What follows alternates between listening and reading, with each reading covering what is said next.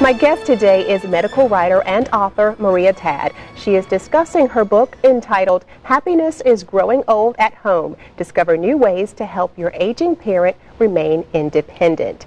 Now, Maria, before the break, we were talking a little bit about the importance of diet and exercise. You were saying that there are several exercises that are especially important as we age. Tai Chi and yoga and Pilates, all the things that I love and haven't got around to quite doing just yet.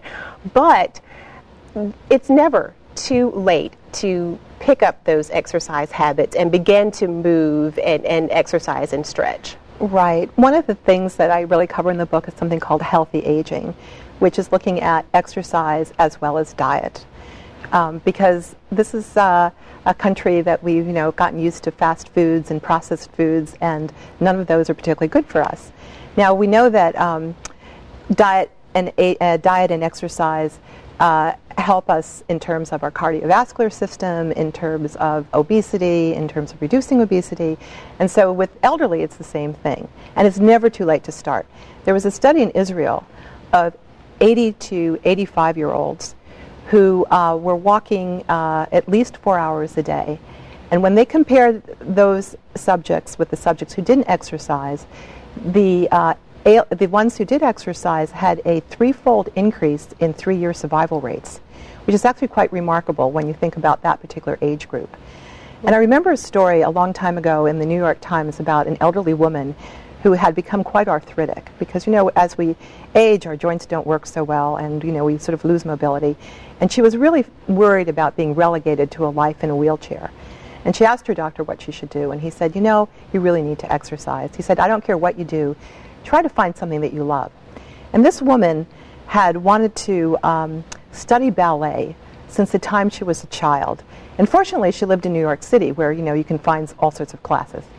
And so she didn't care that there were no other elderly people in the class. And she joined a class of 20-year-olds where she couldn't bend as far as they did and she couldn't do the things that they did, but it got her moving and she absolutely loved it.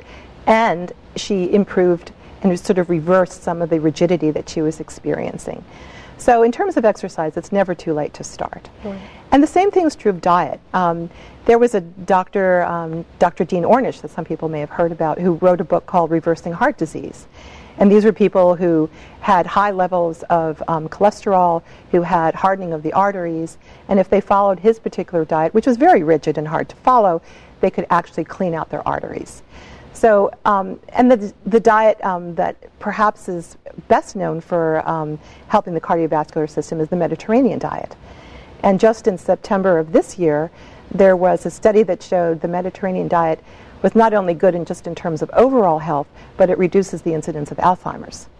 So, having a diet that is mostly fruits and vegetables and not so much protein, and if you stay away from trans fats, I'm sure people have heard about trans fats, mm-hmm. which are hydrogenized or partially hydrogenized oils and shortenings, which are found in everything practically. They're found in baked goods, crackers, cookies, processed foods.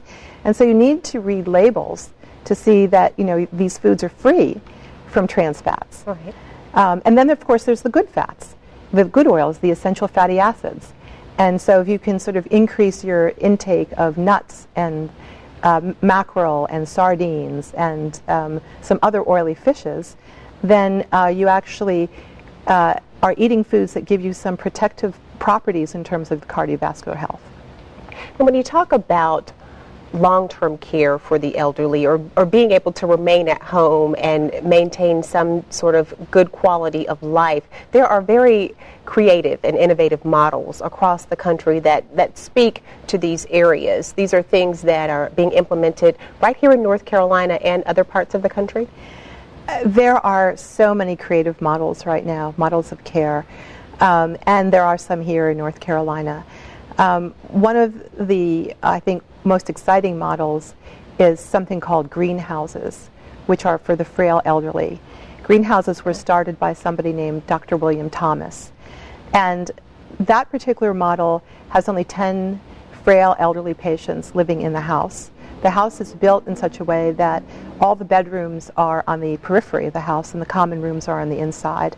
And they've shown that elderly people who have been moved or relocated from a long-term care facility into a greenhouse actually start to blossom, because they get much better care, and the care providers actually love the patients.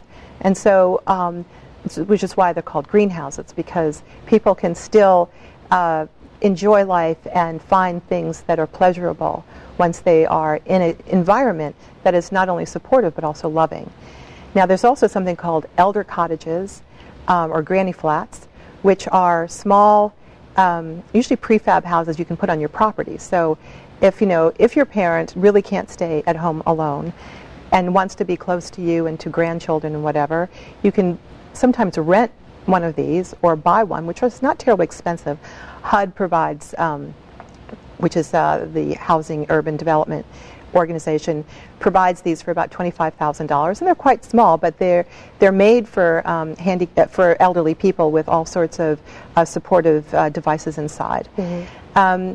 Then you also have what are called NORCs, which are naturally occurring retirement communities, which are popping up all over the country and are based on the model of the Beacon Hill Village model, which comes out of Beacon Hill Village in Boston.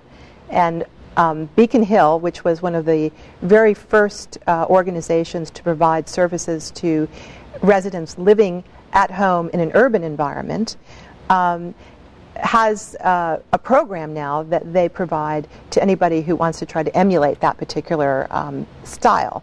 And they provide transportation services, handyman services. They can bring food to the house. They can go shopping for people. They can drive them to doctor's appointments and things like that, which is extremely helpful for people as they age. And they do charge a fee.